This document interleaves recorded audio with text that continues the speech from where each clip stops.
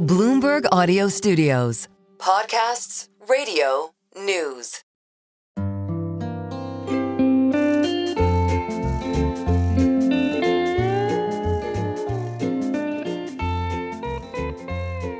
Hello and welcome to another episode of the Odd Lots podcast. I'm Tracy Alloway. And I'm Joe Weisenthal.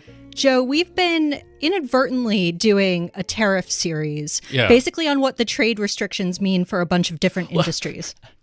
So funny. That's how I read your mind. Yes, it's like we have to go down the list. It's impossible. You know, every industry is going to be affected by tariffs a different way. And there's this temptation like, okay, let's just talk to someone from literally every single industry. Today on May 7th, we released an episode talking about the video game industry. But yes, we could go down the line of every category within GDP and learn something. Video games, lentils. Yes. The important stuff. So when we're talking about tariffs, I think one of the really big industries that is obviously going to get impacted has to be clothing and textiles, right? So we know places like China, Vietnam, Sri Lanka, Bangladesh are huge textile exporters. Yep. And so we should talk about that and what it actually is like if you're running a clothing business in the U.S. to source textiles from abroad. You know, it's funny. I was at some event for my school. And I ran into a fellow dad, or for my kid's school, and I ran into a fellow dad with a clothing company like the 2 days after the initial tariffs were revealed in early April. He was talking about he was going to add a button on his website. He made some sort of athletic gear talking about like this is the pre and post tariff price. He was talking about how it might make sense in certain circumstances to move some of his manufacturing outside the U.S., especially what he sells to non-U.S. customers. So much in textiles specifically. The other thing about textiles, of course, is when people think about the China shock, you know, that's one of the first categories that comes to mind, the fact that the U.S. used to have a booming textile industry, particularly in the Southeast, as we know. Yeah, we visited the remnants of the American textile industry in North Carolina. So there's a lot there. Yeah. All right. Well, I am very pleased to say we do, in fact, have the perfect guest. I have to do a disclaimer up top because this guest is a longtime friend of mine. We actually went to high school together in Tokyo, and she started her own clothing company. And I was involved at the very beginning doing product testing and caveat, I have a lot of their clothes. I have dresses that are, I think at this point are like 10 years old, but they still look amazing. So I am a big fan of this company. That is my disclaimer. Wait, Tracy, did you ever do any modeling? Yes. Did you ever do any modeling for this company? No. Okay. No. We can talk about that later. Yeah, okay, I did modeling when I was like 17 and in Tokyo, where the standards are arguably a lot lower. Anyway, I am very pleased to say we're going to be speaking with Sarah LaFleur. She is the founder and CEO of M.M.LaFleur. So Sarah, thank you so much for coming on Odd Lots. Thank you for having me. It's a true honor. Sarah, what is your favorite Tracy memory? And did you know she was going to be a star podcaster one day? I thought she was going to be the U.S. ambassador to the United Nations. So, yeah. I guess. She was always a true intellectual. Oh, dear. And I would say precocious beyond her years. So that's probably fair. All right, Sarah, talk to us about the company. How would you describe M.M.LaFleur and when did you get started? Sure. So I started the company in 2013 with my two co-founders. I myself do not come from the fashion world. I actually worked in management consulting and then in private equity. You were at Bain, right? Yes, I was at Bain. And, you know, I always struggled to kind of find good, well-made, appropriate, but still very stylish, professional women's clothing. Like I just thought there was a real dearth in the market.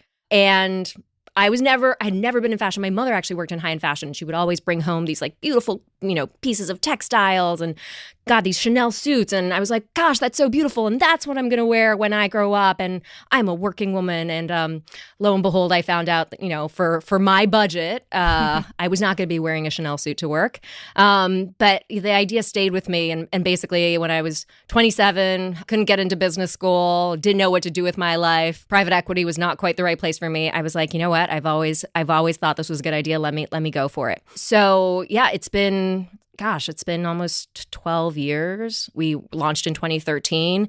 We're predominantly an e-commerce company, but we also have 8 stores across the country, and we also sell through wholesale. So we'll get into, wanted to get into the nitty gritty of the business and the supply chain and so forth. But from a very big perspective, someone sees an ad for your clothes on Instagram. Maybe they see a shirt or a jacket or pants that they like. Where was it designed? Where did the materials come from, and how did it, and who put them together, and how do they get to the end shopper? Yeah, great question. So we are all designed in New York City. Our offices are, in the financial district, actually. And it's my creative director who usually you start with fabric with collections. I think this is like a little known fact. People always think you sketch first and then you find the fabrics, right? But it's really so much of fashion is really led by the fabric and textile industry. Huh. So often you go to these fabric shows or these fabric mills come to you. You're inspired by different fabrications, and then you take that and you say, okay, what am I going to design into this? Maybe it's a jacket, maybe it's a shirt, what have you. And then from there, the designer sketches, and then the pattern maker, very important person, I call, this person is like the architect of the clothing, will actually then say, okay, in order for this dress, let's say, to come to life, here's how the fabric needs to be laid out on a piece of fabric and cut and then put together. Different companies do different things, but if you are working with a factory overseas, then oftentimes you will then send the pattern overseas to the factory. The factory will do the first, what we call fit sample, that gets sent back to New York. You fit it in New York, with your fit model, and depending on whether you're a brand that spends a lot of money on product development or not, you might do 1, 2, even up to 3 fit samples before you ultimately go into production in the factory overseas. Wow. Okay, so given the importance of the fabric in the design process, talk to us a little bit more about how you actually source that, because the fabrics that you use are also a big differentiator for you, right? You have very special fabrics. And again, I'm going to sound like I'm doing an ad for this company. We love that. But I mean, they're great fabrics for workwear. They really are. And they're sort of specially made, is my understanding, for exactly that scenario. Yeah, we really focus on machine washability and wrinkle resistance. So Japan is great with that. It's not your mother's polyester. Synthetic fibers have really come a long way. So there are a lot of synthetic fibers that behave like silk or look like silk, but are still machine washable, wrinkle resistant. But we also love natural fibers. And natural fibers, places that are good at that historically are, when it comes to wool, Italy, Germany. When it comes to silk, China. China is really one of the few countries now left in the world that still actually does silk. Same for wool and cashmere. If you want to do alpaca wool, you could still go to Peru. There are other places, but when it comes to most wool, most cashmere, I would say it's China. You could go to Mongolia for cashmere, but there aren't that many places across the world that do these natural fibers. For the types of sort of high-end, stylish clothes that you sell, where are the big manufacturing hubs right now? And where do you explain the link? Okay, there might be some, textile company that's really good at, advanced synthetics in Japan. I know that well because I buy all my clothes from Uniqlo and they never wrinkle, which is really nice because I'm very lazy. But then talk to us about what is the process from getting the textiles to wherever they're actually cut and assembled? Yeah, great question. Some factories are vertically integrated, meaning they both make the fabrics or, they have a partner from whom they source the fabrics and then they produce the actual clothing at their factories. I would say generally, although not always, lower priced products are made this way. For us, we like to nominate our fabrics. That's the word that's used in the industry, meaning we are specifying where the fabric should come from, what we want it to be, and which mill we want it to come from. And then the factory, which is often in a different country, they usually are not in the same country, takes on that fabric from that mill and then cuts it and produces it. So often, though not always, the two things, the fabric mill and the factory, are two different companies in two different countries. So how do you find factories and mills to work with? And And I guess a question as a startup founder, what was your first experience actually finding a factory/mill actually like? Well, I think I prefaced earlier that I never worked in fashion. And so literally I contacted the New York City, I think, I was Economic Development Corporation. And for a lot of fashion designers, right, who are trying to get their foot in the door and start their own line, the garment district in New York City is amazing. And I would say, when I got started a decade ago, it was, yes, a declining industry, but definitely more bustling than it was now.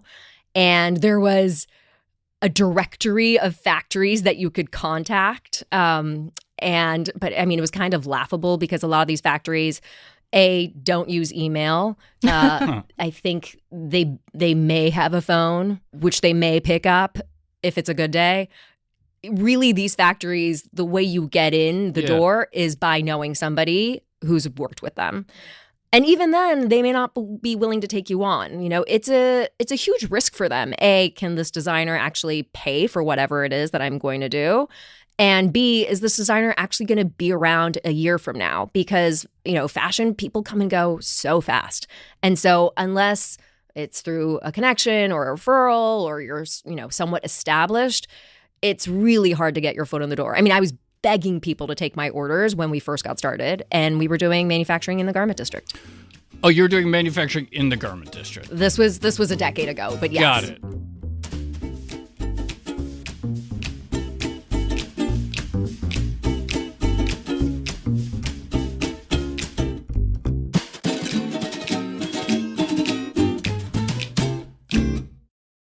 Today, if you want to go to a factory somewhere in Asia and you have the textiles, what are some of the minimums?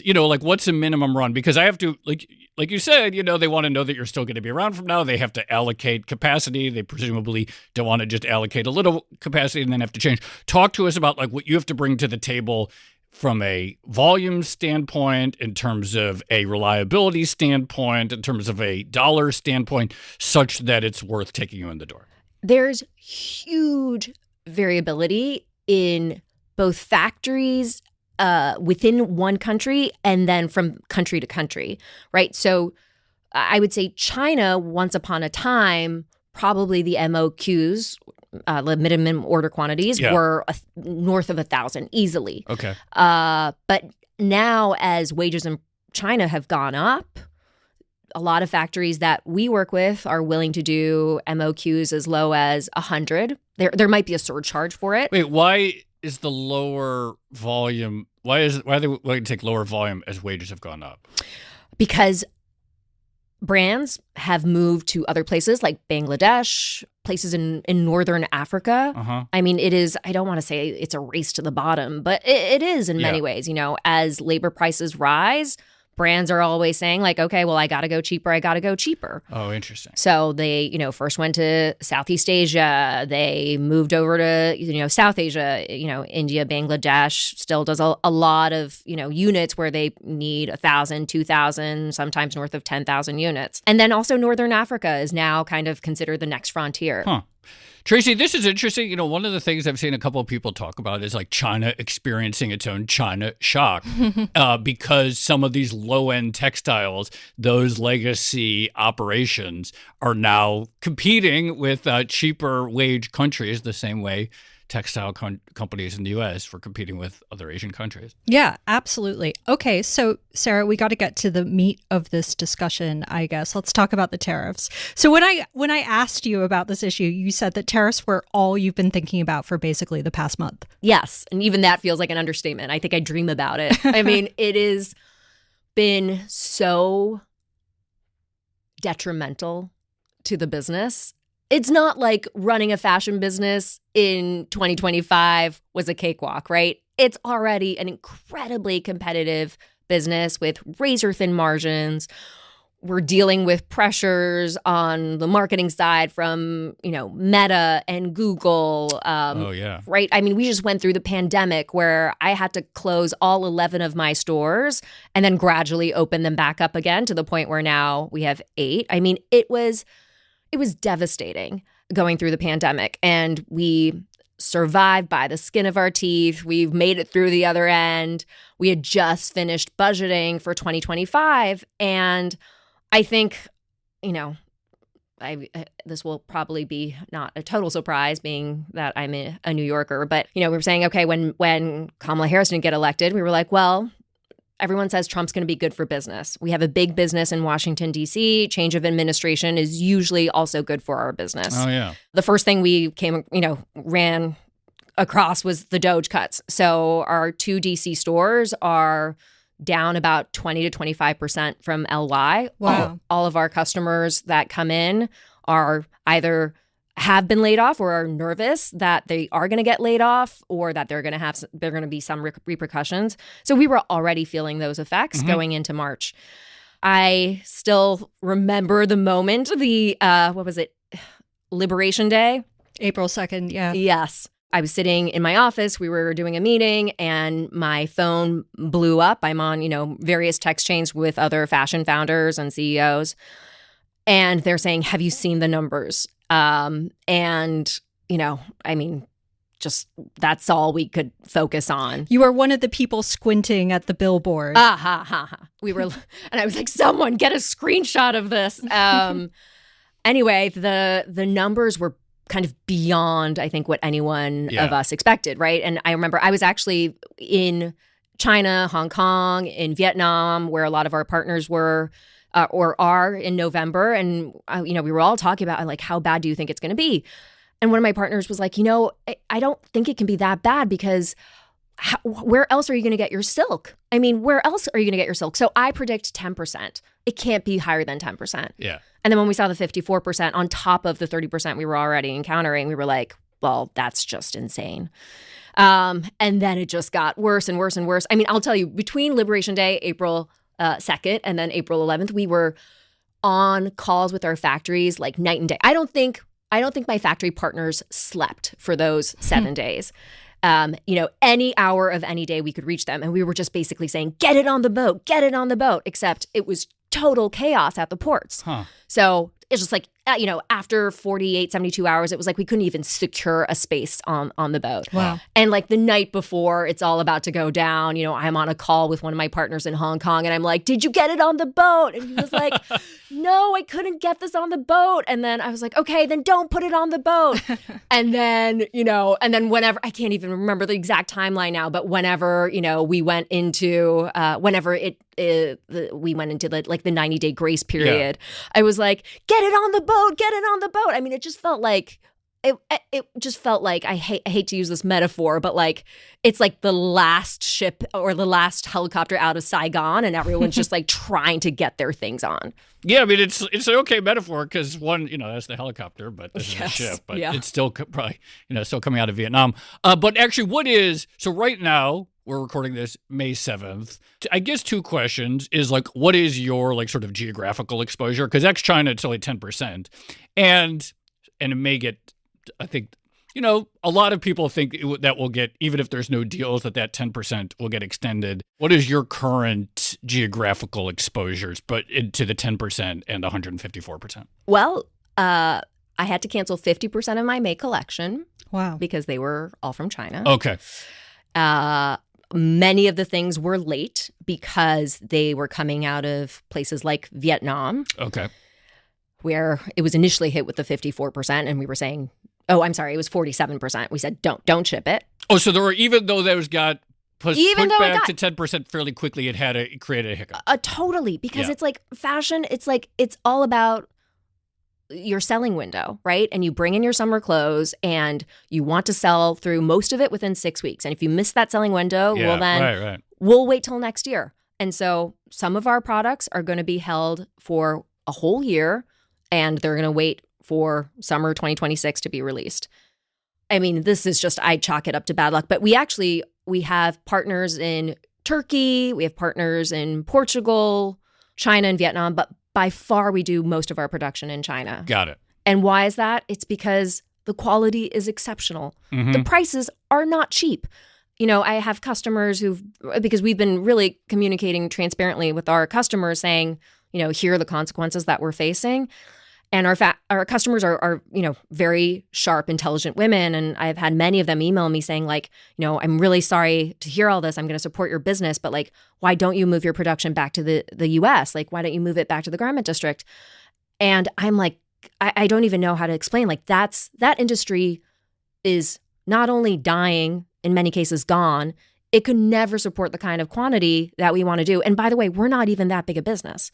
They sometimes I get like I knew it was made in China because the qualities was XYZ, and I was like, have you ever seen the inside of a factory in China? Because the workers who work there, they get free lunch. They have a farm at the factory where they make fresh vegetables, and their lunch is served using those fresh vegetables. And they have these beautiful, beautiful dormitories. Like, there's a lot that these Chinese factories do right to treat their workers right. And meanwhile, the garment district factories, everyone brings their own toilet paper because if they put toilet paper in the toilets, they will get stolen, right? Jeez. Like, everyone thinks like made in New York, beautiful, excellent quality, like great labor regulation. It is not the case. If it happens, it's very few factories that are very selective and very, very expensive. Mm-hmm. The truth is the American consumer does not want to spend that much on clothing. As prices have gone up in every single other category, clothing has remained relatively stable since the 1990s. And so we can't have it both ways. If you want to continue to buy clothing at the prices that we're used to, we have to have global trade. Yeah. So you mentioned transparency with customers. Talk to us about how you're handling the pricing side of things at the moment. Are you going to put a little button that shows the pre-tariff and post-tariff price or something like that? I'm so tempted to, but what I worry about is that she's just not going to buy it. Just transparently, we've already done a round of cost cutting, and from where I'm sitting, I see recession on the horizon. So I feel like when I see recession coming, I don't know if I can also increase prices and expect customers to just eat it and get on board with it. So, I'm getting my margins squeezed. We're looking at our August collection right now. My August collection, unfortunately, is 100% made in China. And we are making very serious trade-offs about what we're willing to pay big tariffs on and bring in versus what we're willing to let go. And also my factory partners, like this clothing is already made. August has already been made, sewn. It's in a box ready to get on a boat. And they're desperate because they've already put in their investment. So they're also negotiating with us saying, hey, if I were willing to reduce my prices by X. That's what I was wondering. Yes. To what degree are those conversations happening about the factory side eating the costs or giving you reductions? It's happening, I would say, across the board. They're saying like my goal right now is just really to be able to cover my costs. Mm-hmm. And, I was like, well, I've been hearing these things about like the Chinese government doesn't want any of these factories to fail. Like, are they, what's going to happen? Is there going to be a version of, PPE, the PPE loan in China? Like, how are you guys going to survive? They're saying, I think they're going to pump more money into the banks, but none of this money is directly coming to the factories. Like, they're fighting for their survival too. What are the other levers that the factories can pull to try to offset some of the impacts? So, maybe offer discounts to clients, but is there anything else they can do to sort of deal with this situation? One of my factory partners actually wants to launch M.M.LaFleur in China. Oh. He was like, hey, I'm going to be stuck with all this inventory.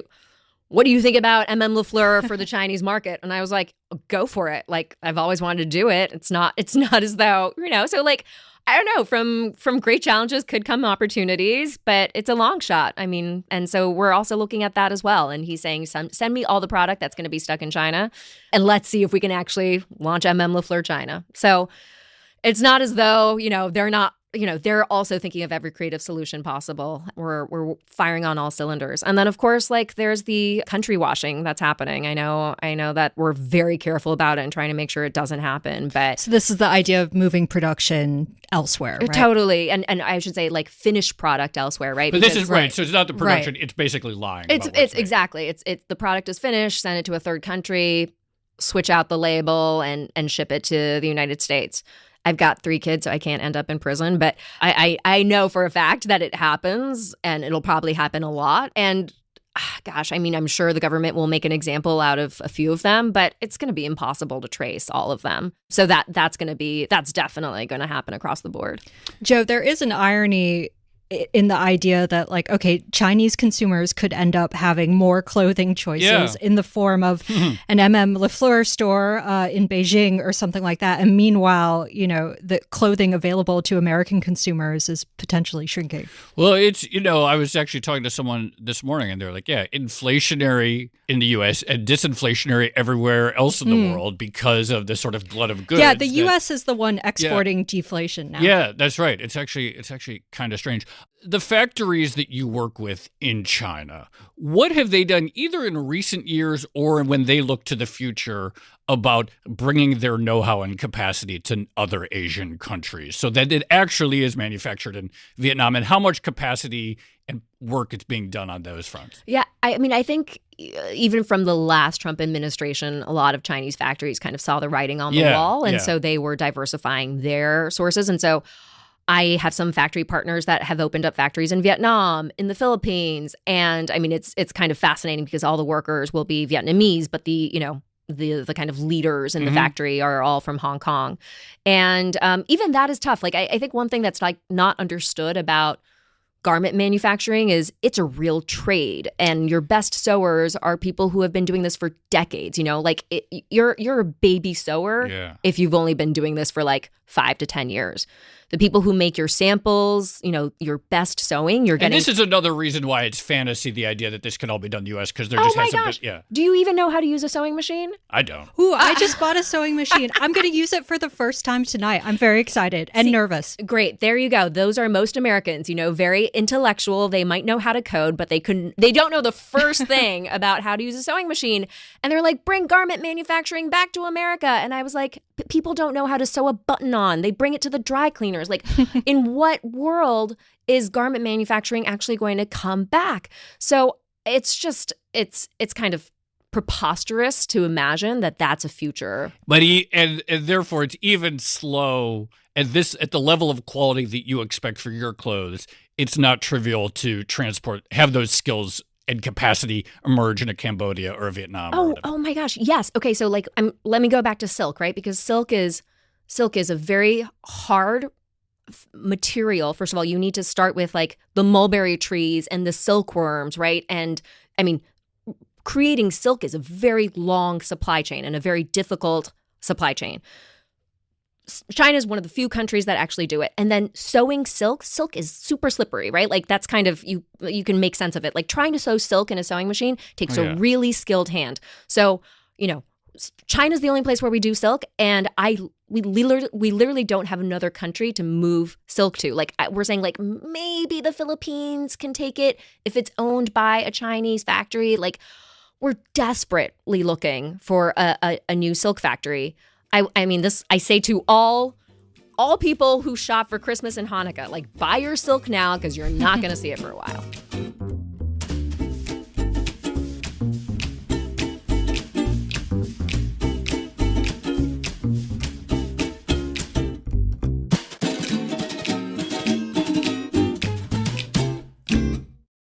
You mentioned earlier that you see recession on the horizon. Talk to us about why you think that, and then also like how useful or how accurate has the clothing business been in predicting previous recessions? I know, well, you've only been in existence for 10 years or so, 12 years maybe. So there aren't that many examples, but I imagine like at this point you have some experience.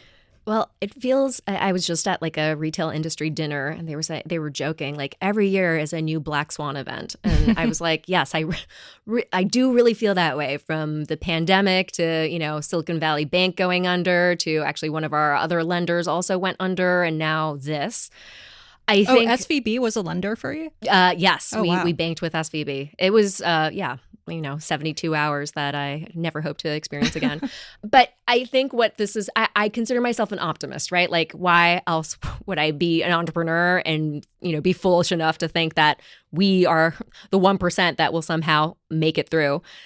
And yet all of these experiences over the past 5 years, I mean, they have hardened me. I've definitely become significantly more conservative in all of my predictions and forecasting. And basically, yes, everyone's saying like, oh, don't worry, tariffs going to like come down again. Like, Trump's not going to actually do it. Like they're going to call his bluff. And I was like, it doesn't matter. The damage has been done. Like I've already cut my costs. Like maybe he'll undo it, but then who's to say he won't do it again? And so I've clamped down on every expenditure possible. So on this note, you said April 2nd, you had just finished your business plan. Like, how do you actually incorporate this type of uncertainty into planning and hard numbers? It's really hard. And by the way, because I still don't actually know how much inventory we're going to receipt for the rest of the year, right? I went as conservatively as I thought I could without breaking the business. And, when we're talking about cutting costs, like there's no, people use the expression like cut fat. Like there's no fat left to cut. Like I'm cutting into the muscle.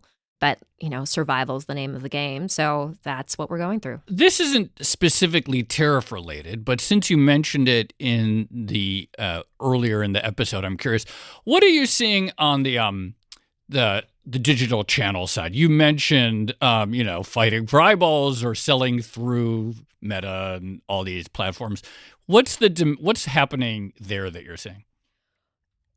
Well, we got in really early into the Facebook game. Yeah. I guess this was like we started advertising in 2013, 2014. And like, gosh, those were the heydays, right? And we could acquire customers for $13, which just like for context, I think now it's about $250. Wow. And that's probably understating it. It is massively expensive and yet probably still the most effective, right? And I think the lack of competition there is a real problem. Like we've tried Reddit to mix to success. We've tried TikTok to mix success. Actually, another quick question. This is something I've wondered about. Many of the clothes that I buy, like, it's because I won't buy through Instagram or even buy online, but I'll like see something that gets flashed to me on Instagram and then I'll like, oh, that's a nice shirt or whatever. When Instagram launched its inside shopping where you could launch a store in Instagram, I was like, oh, this is a great idea. Just like press a button, use Apple Pay, and then I'll get it.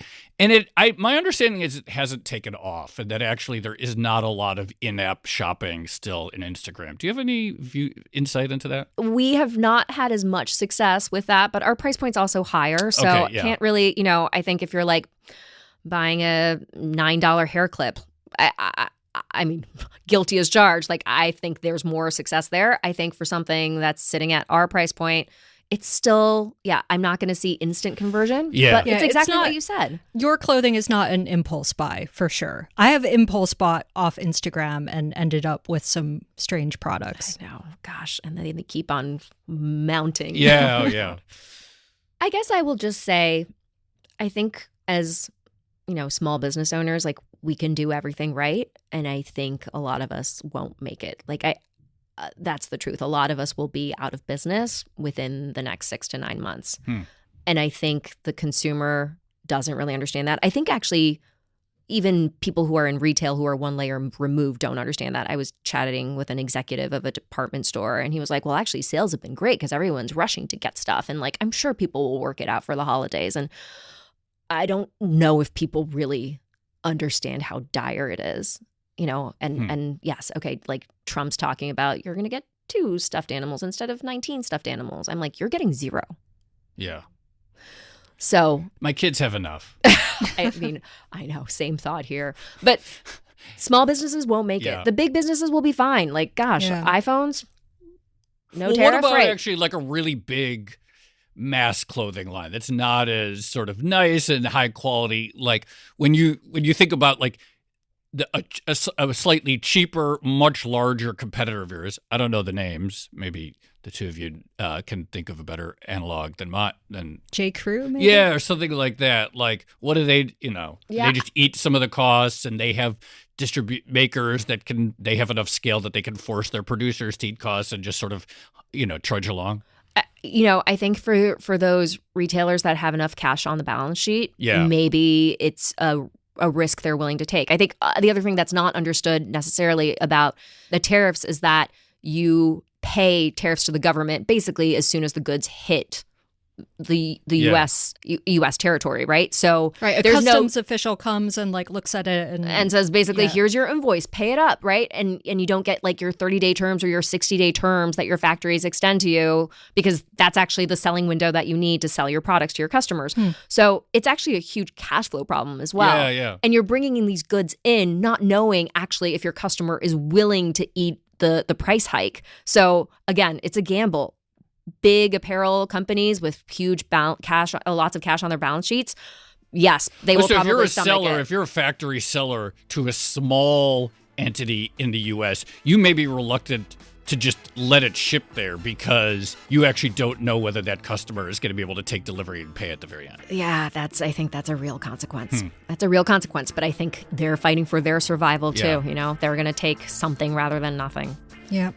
All right, Sarah LaFleur, it was so good catching up. I wish it was under better circumstances, but I'm glad we finally did it. Thank you. This was a blast. Thank you, guys. Thank you so much. That was fantastic.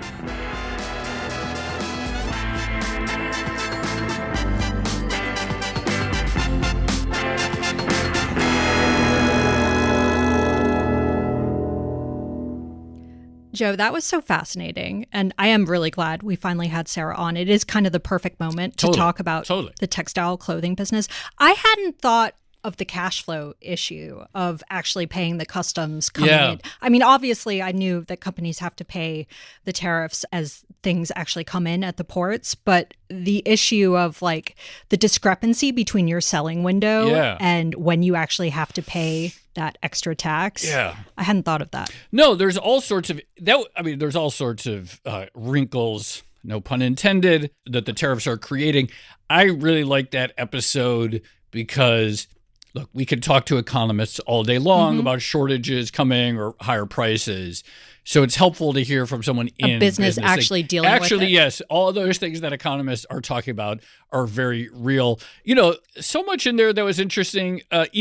Starting on that last point that you mentioned, again, a big retailer like a J. Crew, they're going to have an easier time sort of smoothing out their cash flows, taking a risk, making a bet, ordering a line than a company that's just, quarter to quarter for its survival. This seems to be a recurring theme in a lot of these tariff episodes, right? So we heard it in the gaming industry episode. The smaller players seem like they're suffering or will suffer a lot more than the big guys. And then when we spoke to the lentil king of Saskatchewan, he seemed, he was kind of sanguine about the whole thing, I guess, because he's the biggest lentil player out there.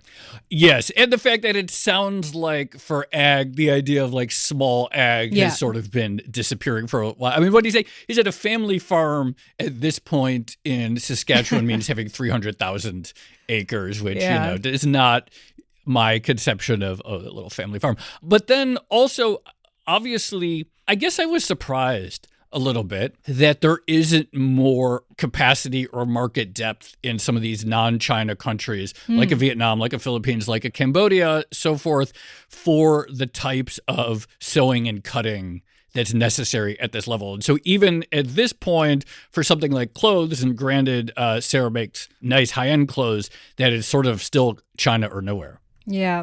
And I guess this is the other theme that keeps coming through, that it's just going to be very, very hard / impossible to try to build up that capacity and expertise in the U.S. And there's no way anyone's going to open start growing mulberry trees and farming silkworms in the next 6 months or something like that.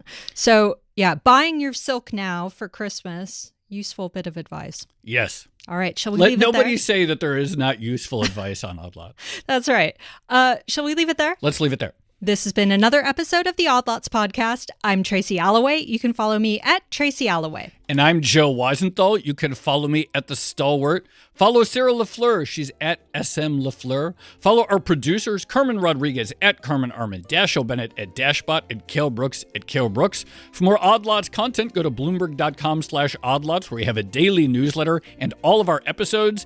And you should check out our Discord, where people are talking about these topics 24/7. That's discord.gg/oddlots. And if you enjoy Odd Lots, if you like it when we talk to actual businesses that are dealing with the tariffs right now, then please leave us a positive review on your favorite podcast platform. And remember, if you are a Bloomberg subscriber, you can listen to all of our episodes absolutely ad-free. All you need to do is find the Bloomberg channel on Apple Podcasts and follow the instructions there. Thanks for listening.